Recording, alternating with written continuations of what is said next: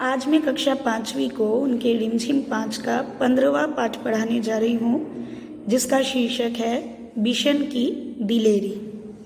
इस कहानी को लिखने वाले का नाम है प्रतिभा नाथ, यानी लेखिका का क्या नाम है? प्रतिभा नाथ। प्रतिभा नाथ द्वारा लिखित ये एक बहुत ही सुंदर कहानी है। हिमालय के पहाड़ी इलाकों के हिमाचल प्रदेश की कहानी है। सुबह का समय था। पहाड़ों के पीछे से सूरज झांक रहा था और 10 साल का बिशन, क्या नाम था लड़के का? बिशन। और वो कितने साल का था? 10 साल का।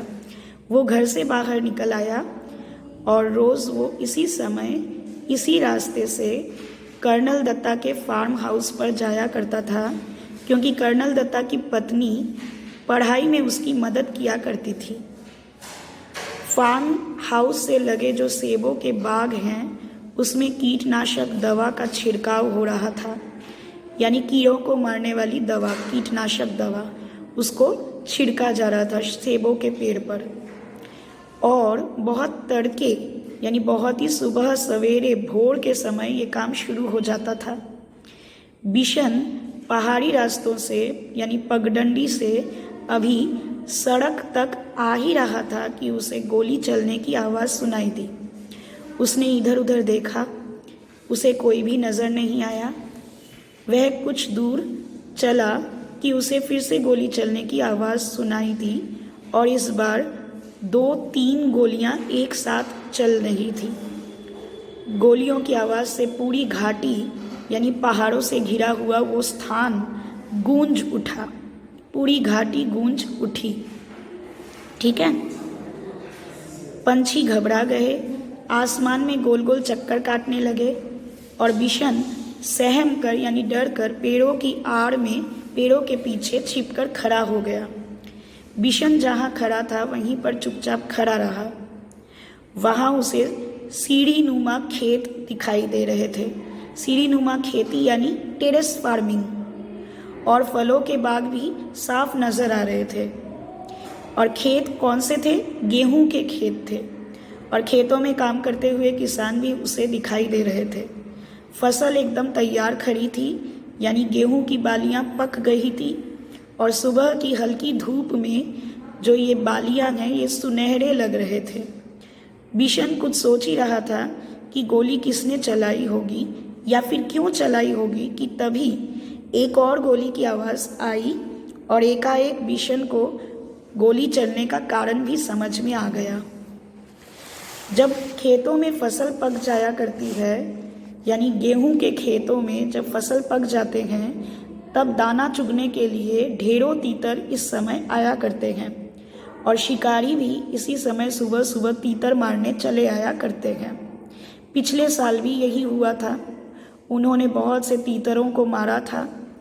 कुछ तीतर तो वो उठा ले गए, और बाकी को वहीं पर तड़प तड़प कर मरने के लिए घायल छोड़ दिया। खेतों को काटते समय किसानों को बहुत से जख्मी तीतर या फिर मरे हुए तीतर मिलते हैं। बिशन को ये बात अच्छी नहीं लगती, तो उसने सोचा कि कितना दुख पहुंचाने वाला काम करते हैं ये शिकारी। वो समझ गया कि शिकारी ही तीतरों पर गोलियां चला रहे हैं, इसलिए वो पेड़ों के बीच से अब निकल गया और खेतों के किनारे किनारे चलने लगा।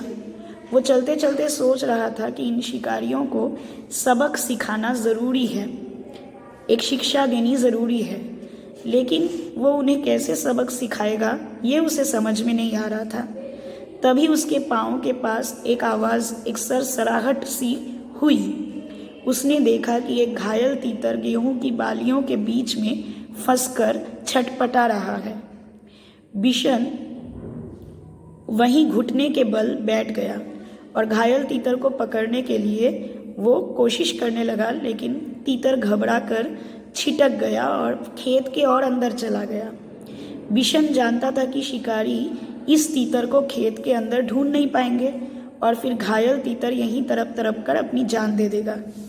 उसने अपना स्वेटर उतारा और मौका देखकर तीतर पर अपना स्वेटर डाल दिया, जिससे वो तीतर को अच्छी तरह से पकड़ सके। फिर उसने तीतर को पकड़ लिया और उसे अपने सीने से चिपकाकर खेतों में से निकलकर पहाड़ी की ओर भागने लगा। वो इतना तेज चल रहा था मानो उसके पंख लग गए हों। ठीक है।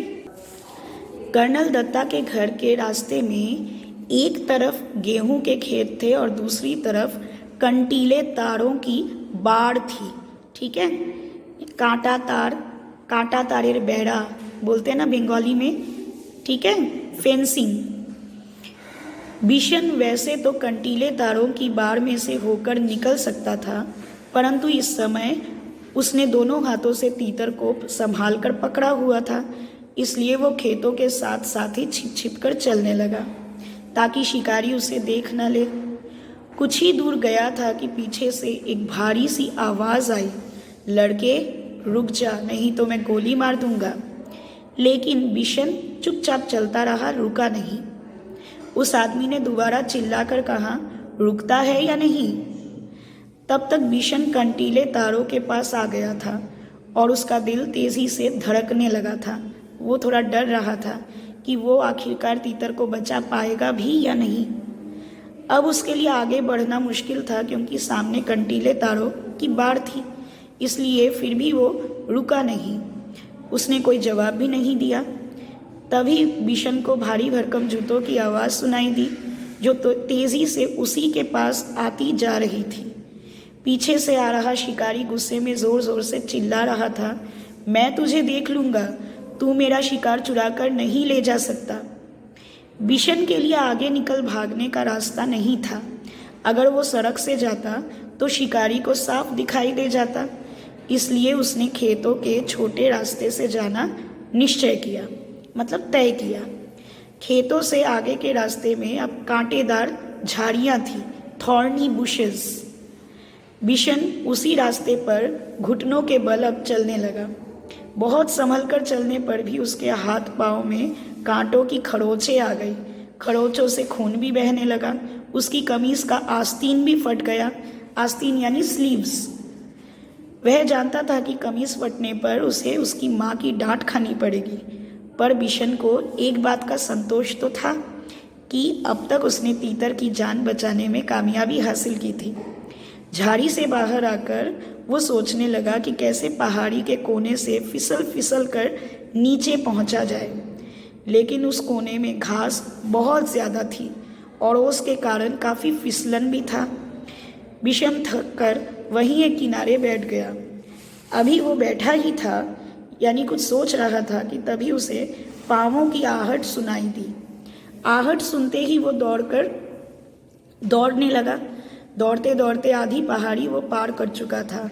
उसके कपड़े अब पसीने से तरबतर होने लगे। वो बिल्कुल भी नहीं रुका और किसी तरह फार्म हाउस पर पहुंच ही गया। फार्म हाउस के पिछुआड़े यानी बैकयार्ड में पहुंचा। ये फार्म हाउस किसका था? कर्नल दत्ता का। पिछुआड़े का दरवाज़ा खुला हुआ था। उसने ताड़ के पेड़ का सहारा लिया। ताड़ का पेड़ यानी प्लम ट्री, जिसे बांग्ला में कहते हैं ताल गाछ। और फार्म हाउस के अंदर वो पहुंच गया पेड़ से चढ़कर, और तीतर को वो बड़ी सावधानी के साथ अपने सीने से लगाए हुए था। फार्म हाउस में काफ़ी खामोशी थी। बस रसोई घर से प्रेशर कुकर की सीटी की आवाज़ आ रही थी। मुर्गियाँ अभी अपने दड़बे में थी। कूप होता है ना जहाँ पर हेन रहते हैं, तो मुर्गियों को अभी भी दड़बे से निकाला नहीं गया था। और उस घर का जो नौकर था गुलाब चंद, वो सामने का बरामदा साफ कर रहा था। अचानक कर्नल साहब का एल्सेशियन कुत्ता जो है वो जोर